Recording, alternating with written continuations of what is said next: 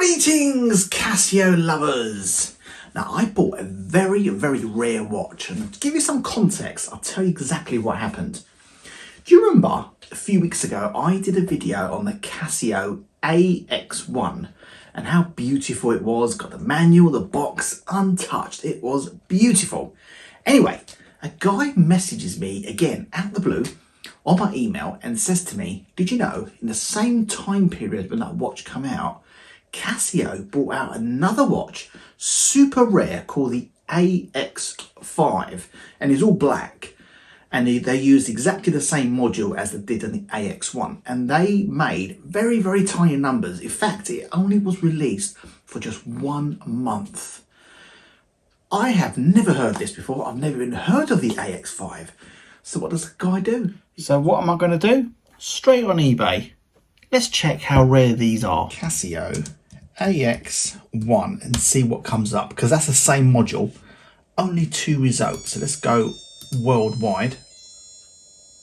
Just 2 results. Now let's just do the 250, which is the same module again. And we've got 18 worldwide.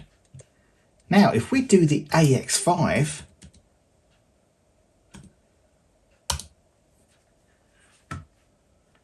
zero worldwide are on eBay. I went on eBay, I went on forums, I messaged people all over the world. Nobody really had one. No one really seen one either. But after my persistence, I got one. Let's take a look at it. Voila! This is the AX5. Now, it's not all that it seems. So, let me crack on. The first thing you're going to notice is obvious, the screen. I don't know what's the matter with the screen. It does work, but it's all over the place. But look at the condition. It is actually pretty nice. Wrong straps, not really working, but this is the whole point. I had a module, 118 module, lying around for like 2 years, and I've been looking for a watch to put it in. And here it is. I also have 2 straps. On this particular model, the straps are the wrong ones. It needs a module, the perfect watch, to do these bits and add them to this watch. But let's take a look around it. There is no difference to the AX1. Let me show you them compared together. There is the AX1. And there's the AX5. The only difference is, it's just the screen's all black. Not the screen, sorry. The case is all black. But apart from that, it's absolutely beautiful condition. I think I should repair it, change the module, change the straps. We do it all together. We do it in this video, and I'll show you what it looks like. I actually like it with this sort of screen. It sort of adds like a bit of character to it. I've got this one on, by the way. Thought it'd be fitting. This is the GM30. Right, let's crack on. Let's take the straps off and let's take a look at it properly. Right, so first things first. Let's first take off these horrid straps. It's one way this works. So let's just stick it in here. That over there. If you don't know, by the way, so these are pins on here. And they're sprung loaded, so you push the pin down and it just comes off. You see that there? You push that down, you put that in there, and it's like a spring. I get lots of questions about even like really minute things like that, so a lot of novices around. Right, so now we've got to open the back, and there's only one way to do it, and which is here. So we get one of these. We stick it in here, put a bit of pressure, and up it comes. Let's take this module out. Now these modules are on a clip, so the clip's on here. So to lift it up, you can't really lift it up from that end. You really got to lift it up from one side. Now I think it's this side. There we are. That was quite straightforward. And there we are. This is a damaged module. And by the way, you know the screens, these are twin screens, so they're layered. Now if you look here, let me zoom in for you. Can you actually see the two screens here? We've got one here and one here. So that's how you get that double layers. The double layers on here, you see that little bit of flashing? That's how they did it back then. New technology, don't forget. So this is actually working, but what's damaged is the screen. So God knows what's happened here. I have no idea, but let's get this going. So when you open the back up like this, it's quite a really good condition, by the way. Just make sure there's no grubbiness in it or anything like that. And I always give my little blower, turn it upside down and give it a little blow, make sure everything's all clean. Now I'm going to put a new module in. Before the new module goes in, you've got to make sure these pins here, these here are pushed all the way back. So these are the button pushers. But you can't fit your module unless these are pushed all the way back. And then, just zoom out. Now if you see here, you've got a speaker hole. That is where this here, you've got a little speaker there. That's the bit you put inside. And you see here, you've got a little tiny clip. Well, that clip clips into there. Like this, you put that in first. And as you push it in, you just put a bit of pressure on there, just a tiny bit. And as you're pushing down, you've got to make sure these little clips here are in place.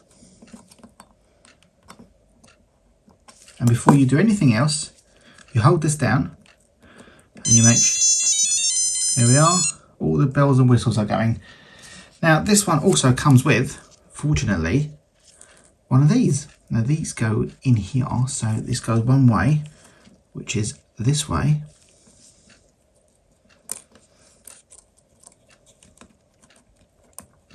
That goes in that hole there, that goes in that hole, and then we get the back, which is in good condition and still got a rubber seal on it, and we fit it on. So the Casio, which is top, so two on the bottom. Oh.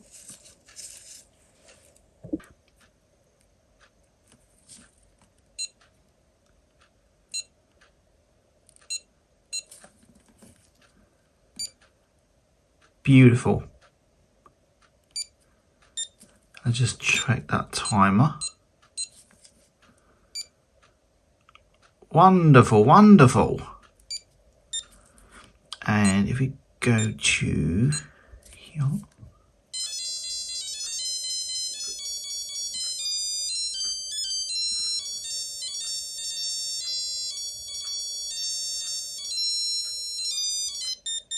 marvellous, absolutely marvellous. Right, now let's get these straps on. Oh my God. Now, if you've got one of these, so and you're a bit confused, which way do these go up? Always remember the clasp always goes on top. So where the Casio is on top. So to fit one of these, this is what I do. You push it hanging down halfway, and then you get that bit in here. You push this in here, and then you get your little pusher, and it goes and inside, and that's it. And the same with the other side.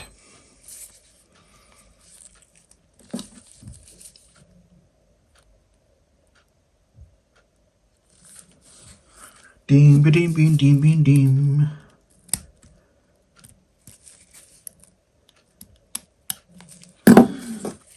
And that's it. Look at that. Beautiful piece. And there we are. Finally got my hands on an AX5. I've had to look again, searching around, and there's really hardly any around at all. Hardly any, which is good for me because I managed to get one, but they are super, super rare, and I actually really do like it. The screen seems a bit, compared to this one, I don't know if you can tell, seems a bit more shadowy. Not that there's anything wrong with it. I think it's been slightly, what's the word? Tinted, not modified. I think that's just I think they went out for a black feel to the watch, And because we're going back to the 80s, maybe that wasn't the style back then. So they brought out a limited edition because they couldn't sell enough. But yeah, I think it's an absolutely beautiful piece. Beautiful piece. I think it does deserve a place down here in my Hall of Fame box. I will have to sacrifice. I'm going to take off this JP because I don't have the original straps on it, and I like things original. So I'm going to take that one off, and I'm going to put it on here, all nice and even, and it's going to have its little place there amongst the other AXs. There we are. Beautiful.